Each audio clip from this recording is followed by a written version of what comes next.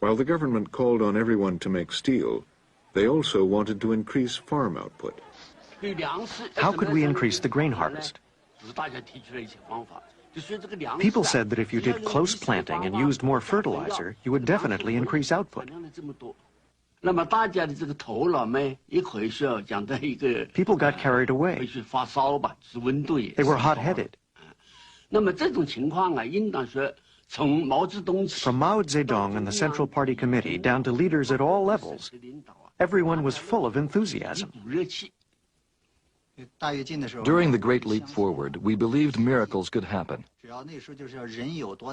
There was a saying, the corn will grow higher the more you desire. Communes and schools reported their wonderful news to the party. If one commune said they could turn out 150 tons an acre, another one would say their target was 180 tons. Each commune or school would promise a higher amount until the last school gave their highest figure. Our school set the target of 470 tons an acre. We dug a hole, something like a swimming pool. We thought if we put all the fertilizer in it, we would achieve our target. Then we poured the seeds in, which built up into a layer about this thick. There was a photograph in the People's Daily that showed the wheat in a field supporting the weight of children.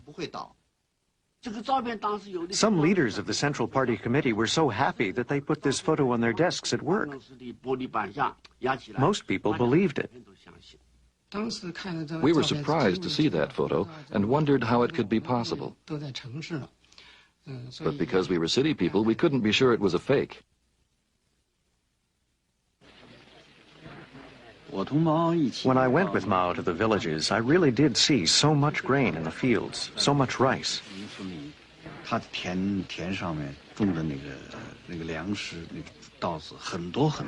The yields were so high.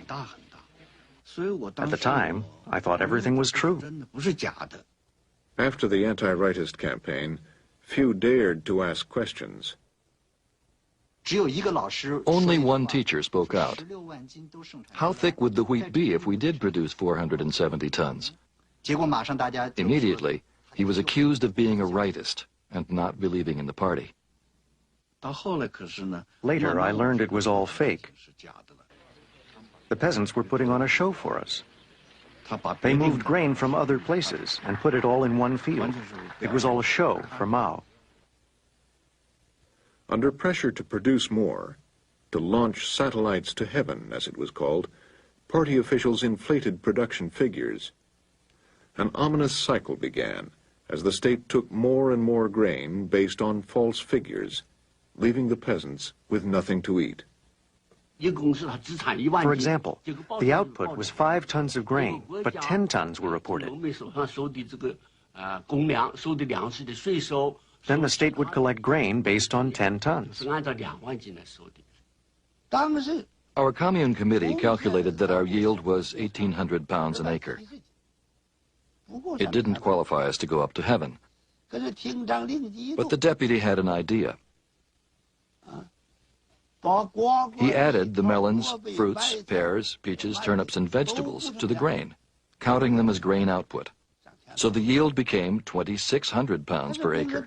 Now we were qualified to go up to heaven. The commune committee did not want to calculate this way. It was cheating. But those people were higher up. What could we do?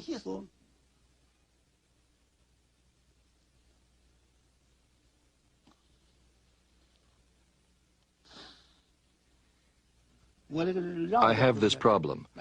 I get emotional very easily.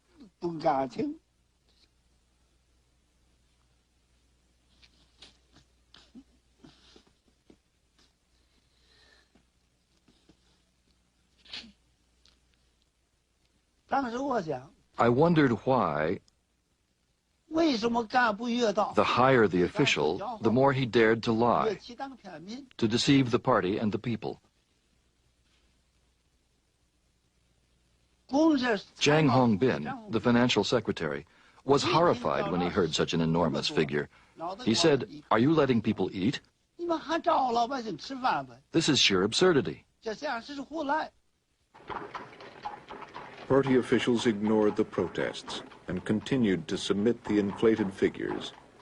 The state took the grain accordingly It was sent to feed the cities, repay Soviet debts, or left to rot in warehouses. Peasants across China were beginning to starve. Anhui was one of the 4 provinces worst hit.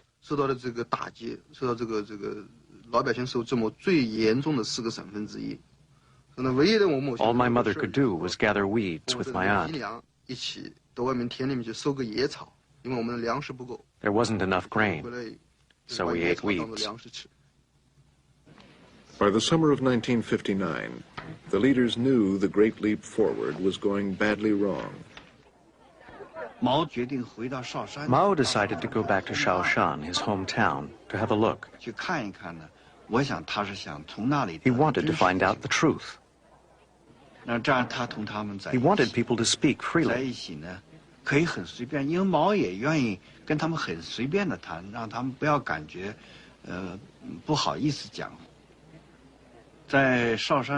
think that when he was in Shaoshan, he found that there really were problems in the Great Leap Forward. After his trip, Mao decided to moderate production targets. In July 1959, the party met at the mountain resort of Lushan to set new, realistic goals. Minister of Defense Peng Dehuai, the hero of the Korean War, was one of Mao's oldest revolutionary comrades. For my generation of officials, Peng Dehuai was a very down-to-earth peasant and an excellent combat general. He hated fraud and hypocrisy. He said what was on his mind. Back in the early days, if he needed to talk to Mao and saw that Mao was still in bed, he would go and pull off his quilt, saying, "Get up, let's talk." He said, but now it's very difficult to have that kind of relationship. He is the chairman. It's so hard to see him, let alone discuss things with him. Peng wrote to Mao describing what he saw as the problems of the Great Leap Forward. What Peng intended as loyal criticism, Mao saw as political treachery.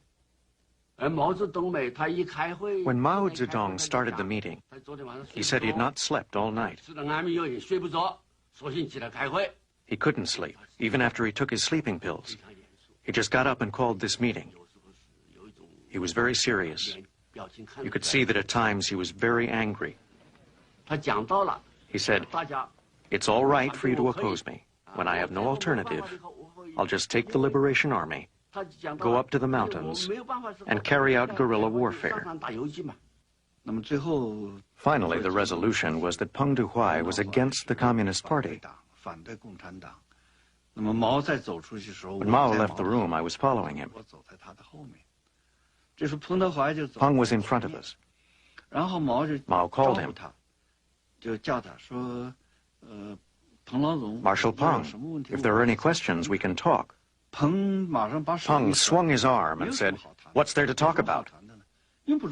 There's nothing more to say." Zhou Enlai and Liu Shaoqi agreed with Peng, but even they did not dare speak out. Nobody had the courage to oppose Mao Zedong. He was considered absolutely correct. He stood high and looked far. People thought they were not up to Mao's level. Even if someone wanted to make a comment, he would not dare say anything or reveal his own feelings. As a result, production goals were not cut. Officials continued to demand more grain than the peasants could give. The Great Leap Forward continued through 1960. The famine was very severe and widespread, but newspapers did not report it at all. People only knew that their local area was suffering. To keep the news from spreading, peasants were not allowed to leave their areas, even to beg. At first, peasants ate everything they had at home. Then they ate Genyan earth. It's a kind of white clay. There's a legend in the village, passed down from generation to generation. It says that this clay was provided by Old Mother Genyan, who sympathized with the poor people. People would eat it during the famine because it was very fine. But still, it was hard to swallow. At first, the peasants could swallow a little. But after 4 or 5 days, it destroyed their intestines, and they died. After eating all the grass roots and tree bark, they ate the earth.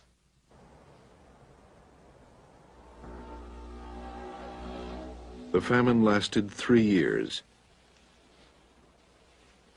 An estimated 30 million people died. Mao's revolution, fought to give the Chinese people a better life, had helped create the largest famine in history. In 1961, Heng Dehuai, a lone voice, wrote, "Grain scattered across the ground. Potato leaves withered. Strong young people have gone to make steel. Only children and old women reap the crops. How will they eat next year? Please, think of the people."